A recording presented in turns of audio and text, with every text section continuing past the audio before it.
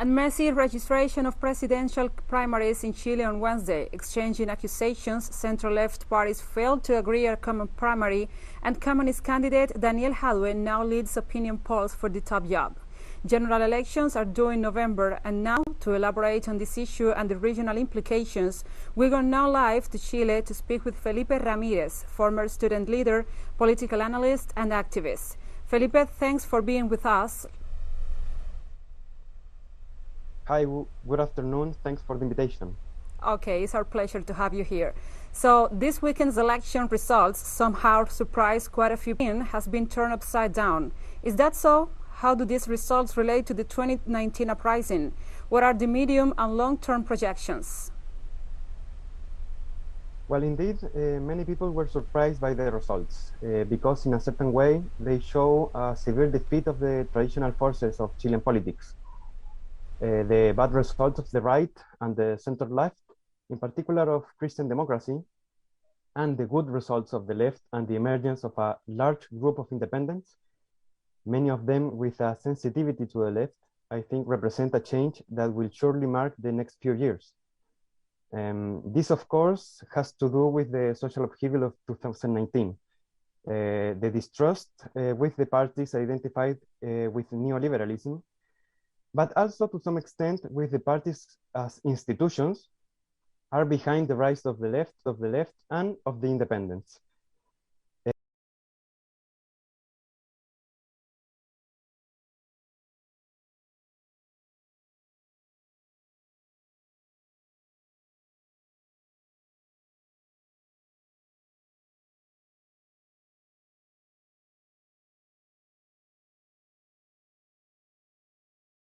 In what way is it projected? I think it depends on what happens between now and the November elections. We have the second round of governor offices and also the presidential primaries. And these different moments will show if this trend is maintained or not. Okay, so we have another question for you. Farther north from Chile, Colombia entered today the 23rd day of anti-neoliberal national strike.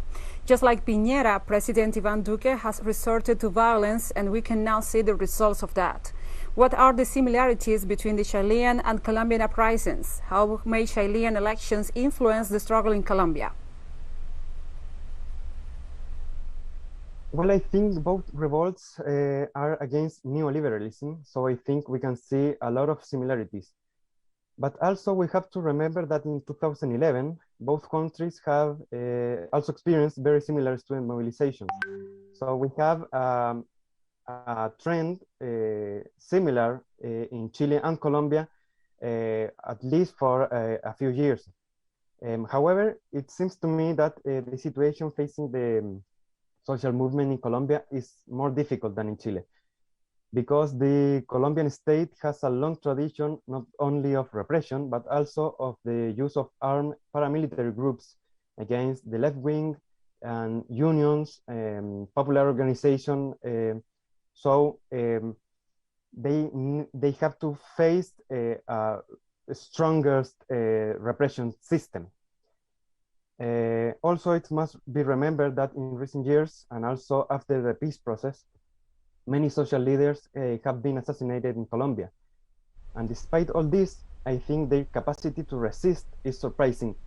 Perhaps the situation in Chile can give them a little of hope, because even with a strong repression against the mobilizations, the possibility to triumph is there. Exists, so they need to resist, because the other alternative is to face repression and death.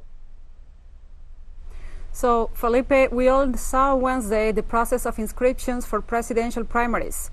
While the right-wing candidates behaved well, on the center-left side there was an endless exchange of vetoes and recriminations. A real mess, up to midnight, in which even late President Salvador Allende was invoked. Please help us to understand what is going on. Well, I think that what we saw last night is a sign of the confusion that exists, especially in the political parties of the center-left. They try to incorporate political in the presidential primary, which the left simply could not accept. especially the Por la Democracia party, since they ran the risk to losing support among the left-wing social base. Because the voters of the left-wing parties are very critical of the concertation governments, the governments of the center-left. The alliance between the Broad Front and the Communist Party invited the Socialist Party to be part of the primary, and the Socialist Party could easily join, but they prefer to defend the historical alliance with the center-left neoliberalist parties. A lot of people say that the situation now is in no return point, but I think we still have many chances to rebuild the possibility of a unity between at least the left and the Socialist Party. Why? Because the second round for governor offices are mainly between the left and Christian Democracy Party. And this center organization is really weak after the result of the elections. A new bad result for the center left will, I think, make that the leaders of the Socialist Party rethink their decision to reject the participation of alliance with the left and their support for neoliberalist parties. And also the social base of the Socialist Party are strongly make pressure for a new left-wing alliance.